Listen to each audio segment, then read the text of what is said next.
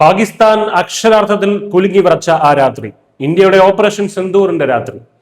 പാക് മണ്ണിലെ അതീവ സുരക്ഷയുള്ള കിരാന ഹിൽസ് ആണവ കേന്ദ്രത്തിൽ ഇന്ത്യൻ പോർവിമാനങ്ങൾ നടത്തിയ മിന്നൽ ആക്രമണത്തിന്റെ ഞെട്ടിക്കുന്ന തെളിവുകൾ പുറത്ത്. പാകിസ്ഥാന്റെ നെഞ്ചെടുപ്പ് കൂട്ടിയ ആ ആക്രമണത്തിന്റെ വിവരങ്ങൾ ഇതാദ്യമായി ലോകമറിയുകയാണ്.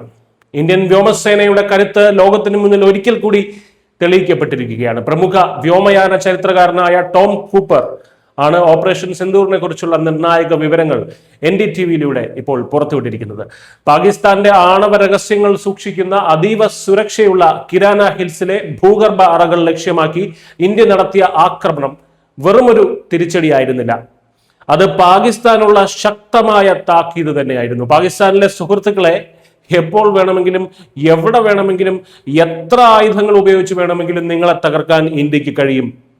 അതുകൊണ്ട് കളി അവസാനിപ്പിക്കുന്നതാണ് നല്ലത്. ഇതായിരുന്നു ആ ആക്രമണത്തിലൂടെ ഇന്ത്യ നൽകിയ സന്ദേശമെന്ന് കൂപ്പർ വ്യക്തമാക്കുന്നു. കൂപ്പറിന്റെ വാക്കുകളാണ് ഇവിടെ ഉദ്ധരിച്ചത്.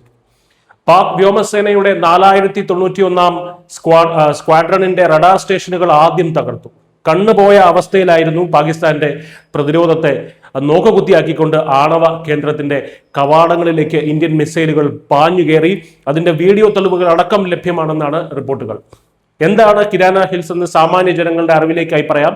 ഇതൊരു വിനോദസഞ്ചാര കേന്ദ്രമോ അല്ലെങ്കിൽ ഡിസ്നി ലാൻഡോ ഒന്നും തന്നെയല്ല.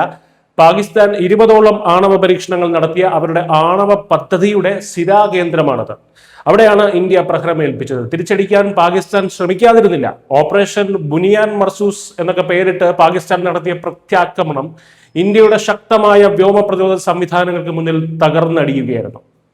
പാകിസ്ഥാന്റെ നീക്കങ്ങൾ പരാജയപ്പെട്ടപ്പോൾ ഇന്ത്യയുടേത് കൃത്യമായ വിജയമായി മാറി. ശത്രുവിനെ തകർത്തിട്ടും പതിവ് ഗാംഭീര്യത്തോടെ ഇന്ത്യൻ വ്യോമസേന മൗനം പാലിക്കുകയാണ്. ഞങ്ങൾക്ക് ഇതിനെക്കുറിച്ച് അറിവൊന്നുമില്ല, ഇതൊക്കെ നിങ്ങൾ പറഞ്ഞു വരുത്തുന്നതാണ് എന്ന് എയർ മാർഷൽ നാഗേഷ് കപൂറിന്റെ മറുപടി ശത്രുവിനെ ആശയക്കുഴപ്പത്തിലാക്കുന്ന തന്ത്രമാണെന്നും വിദഗ്ധർ വിലയിരുത്തുന്നു.